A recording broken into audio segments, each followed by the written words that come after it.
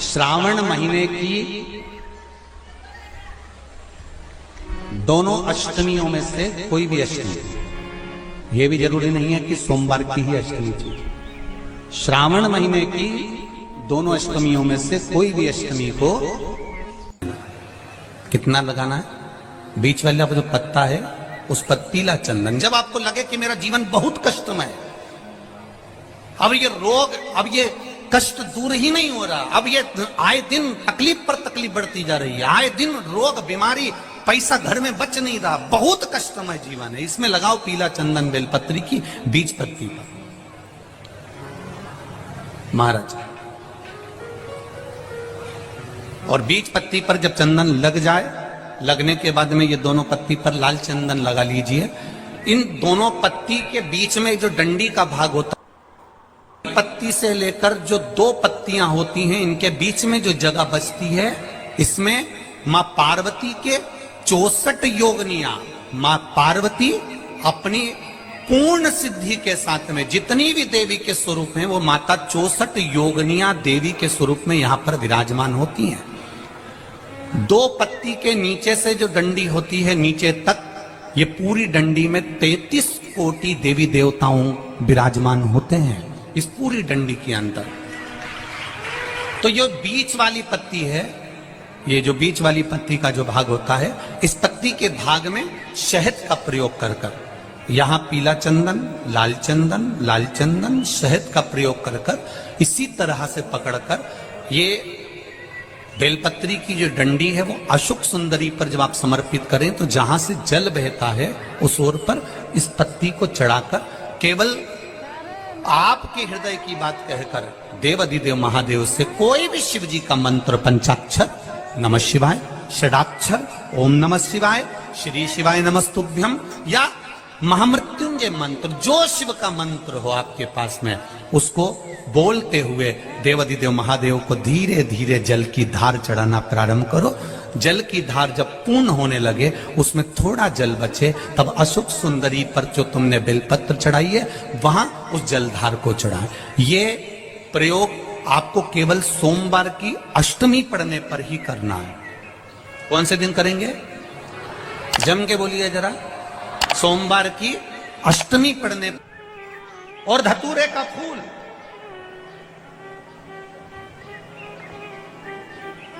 कांटे वाला धतूरा, और उसमें लगने वाला एक पुष्प। आस्था चैनल पर आप लोग देख रहे होंगे धतूरे के फूल का दर्शन। धतूरा और धतूरे का पुष्प, छोटा सा पौधा है, ज्यादा बड़ा नहीं है, कांटा लग रहा है, धतूरा लग रहा है, और उसमें भी साधारण धतूरा नहीं, जिस धतूरे के नीचे की डंडी लाल कलर की होती है, अगर वो सोमवार की अष्टमी को देवाधिदेव महादेव को समर्पित करी जाती है, तो उसके घर में कभी संपदा की कमी नहीं होती है।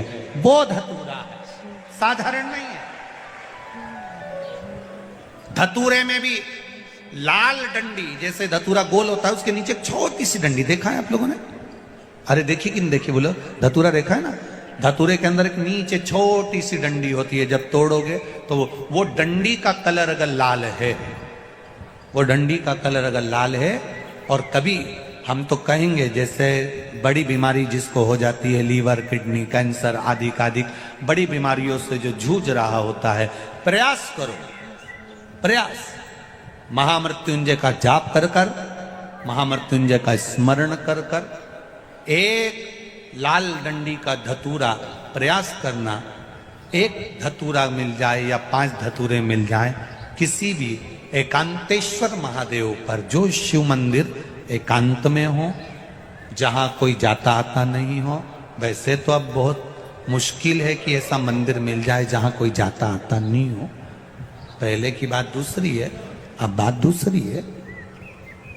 फिर भी कहीं आप रोड पे से निकल रहे हो, एकांतेश्वर महादेव अगर आपका दिख जाए, बहुत बीमारियों से ग्रसित हो, तो भी महामृत्युंजय जाप का स्मरण कर कर, या किसी विद्वत ब्राह्मण जन से महामृत्युंजय मंत्र का जाप कराकर, या भगवान शिव के मंत्र का जाप स्वयं कर कर, वो भी ना बने तो पंचाक्षर मंत्र नमः शिवाय, षडाक्षर मंत्र ओम नमः शिवाय या श्री शिवाय नमस्तुभ्यम जप कर वो लाल डंडी का धतूरा 5 एकांतेश्वर महादेव को आप समर्पित कर सकते हो। रोग थम जाएगा, जो दवाई खाओगे वो शरीर को लगना प्रारंभ हो जाएगी और आप स्वस्थ में होने वाली थी सावन की पहली, और मालूम पड़ा कि वो कथा छत्तीसगढ़ की पवित्र धरा पर है।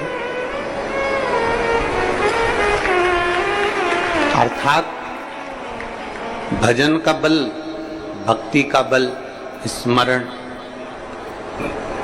ये सब खींच कर लाते।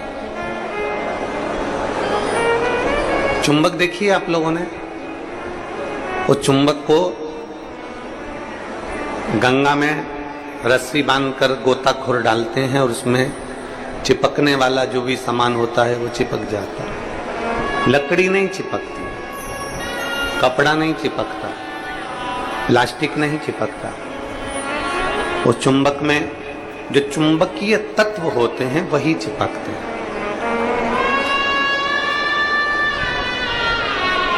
हम तो ये मानते हैं कि सावन के महीने में भी भोलेनाथ एक, जैसे लोग गंगा जी में चुंबक फेंकते हैं और उसमें जो चिपक गया वो चिपक गया, उसी तरह भोलेनाथ भी सावन के महीने में शिव महापुराण रूपी चुंबक को डालकर हिलाते रहते हैं।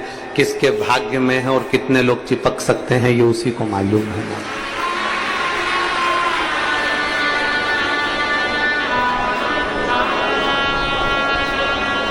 72 साल बाद ऐसा सावन आया है, और उस सावन में अगर भगवान की अविरल भक्ति हमारे मुख से हो रही है, भजन हमारे मुख से हो रहा है, कीर्तन हमारे मुख से हो रहा है, तो आप और हम तो सब शिव के चरणों के दास हैं।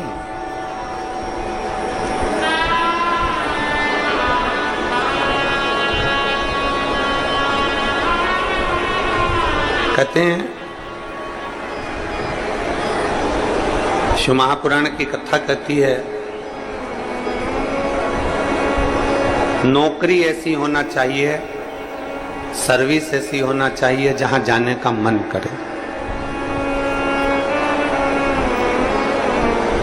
ऑफिस में तुम बैठते हो और दिन भर क्लेश मचे, फाइल तुम पढ़ते हो और फाइल उठाते से तुम्हारे को मानसिक टेंशन आ जाए, जरा जरा सी बात में चिंता खड़ी हो जाए, तो वो ऑफिस जाने का मन नहीं करता, नौकरी पर जाने का मन नहीं करता। नौकरी ऐसी हो जहां जाने का मन करे, और घर ऐसा हो जहां वापिस आने का मन करे। तो घर में अगर क्लेश हो रहा है, बहुत अशांति हो रही है, बहुत लड़ाई हो रही है, बहुत विवाद हो रहा है, कहीं सास का मुंह फूला रहे, कहीं बहू का मुंह फूला रहे, कहीं बेटे का, कहीं बेटी का, कहीं माँ का, कहीं पिता का, कहीं भाई, कहीं बंधु, इनके मुंह फूले रहे तो घर में आने का मन नहीं करता। पत्नी का दिन भर मुंह फूला रहेगा तो पति का घर आने का मन नहीं करेगा।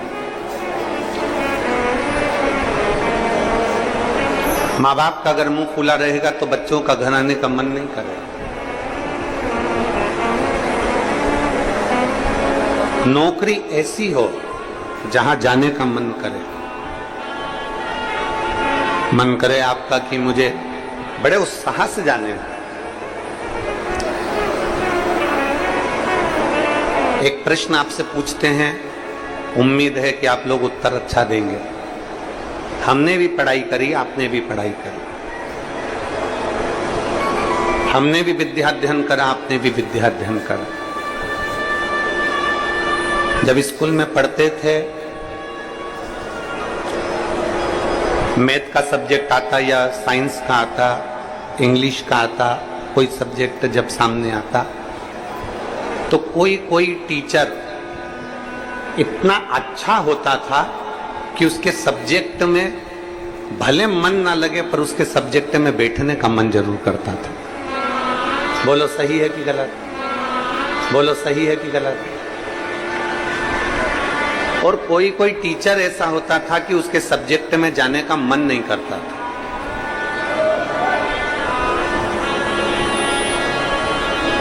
उनके सब्जेक्ट में जाने का मन नहीं करता। कोई टीचर इतना अच्छा, बहुत प्रेम से, बहुत स्नेह से, बहुत लाड़ प्यार से पढ़ाता है, बहुत स्नेह से पढ़ाता है, तो उसके यहाँ जाने का मन कर जाता है। और कोई कोई टीचर ऐसा होता है कि वो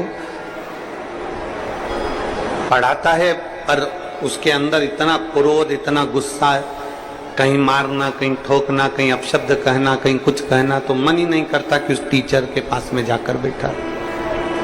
पढ़ना है आपको, सारे सब्जेक्ट पढ़ना है आपको, और प्रत्येक सब्जेक्ट को आपको तैयार करना है, प्रत्येक सब्जेक्ट आपको पढ़ना है, पर आप उस टीचर के सब्जेक्ट में नहीं जाओगे। प्रत्येक सब्जेक्ट आपको पढ़ना है, प्रत्येक सब्जेक्ट आपको धारण करना है, पर आप उसके सब्जेक्ट में नहीं पहुंचो। बस जैसे स्कूल में कोई टीचर अच्छा है तो उसके सब्जेक्ट को पढ़ने के लिए आप जरूर जाते हो, उसी तरह नौकरी ऐसी हो जहां जाने का मन करे आपका।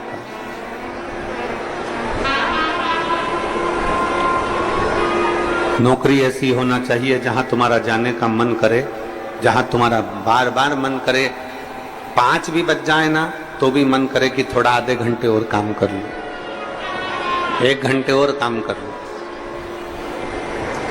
15-20 मिनट और काम कर लूं। नौकरी अगर अच्छी है तो तुम्हारा जाने का मन बड़ा करेगा और वहां बैठने का भी मन करेगा। तो शास्त्र कहता है कि नौकरी ऐसी हो जहां तुम्हारा जाने का मन करे, और घर ऐसा हो जहां पर सब प्रेम से रहते हो, तो नौकरी से और दुकान से घर आने का मन करे, तो समझ लो कि तुम्हारा घर श्रेष्ठ है। तो समझिए कि उसमें तुम्हारी श्रेष्ठता है।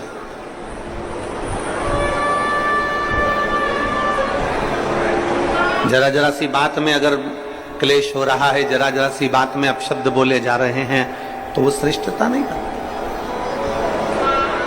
लोरमी वालों ने भी बहुत व्यवस्था कर रखी थी, परंतु कीचड़ इतना है, मिट्टी काली है, पानी पड़ा हुआ है, इसलिए प्रशासन भी उस चीज को हाँ नहीं भर पाया, क्योंकि उनको दिखता है कि इतना लाखों में। अब आप देखिए कि 3 पंडाल बड़े बड़े डूम भरे पड़े हुए हैं, उधर भी बाहर भक्त हैं, उधर भी बाहर भक्त हैं, और इधर देखोगे तो चारों तरफ बाहर पूरे के पूरे भक्त भरे पड़े हुए हैं।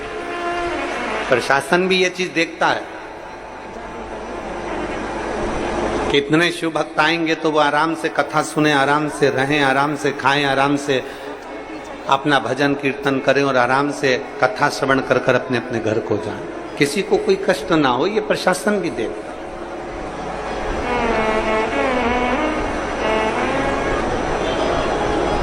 21,600 श्वास में से 21,600 श्वास जो चल रही है, उसमें से जितनी श्वास हम परमात्मा को दे सकते हैं उतना दीजिए। हम जितना भजन कर सकते हैं उतना भजन करें, हम जितना स्मरण कर सकते हैं उतना स्मरण करें। और तेरी कृपा बिना न हिले एक भी अणु लेते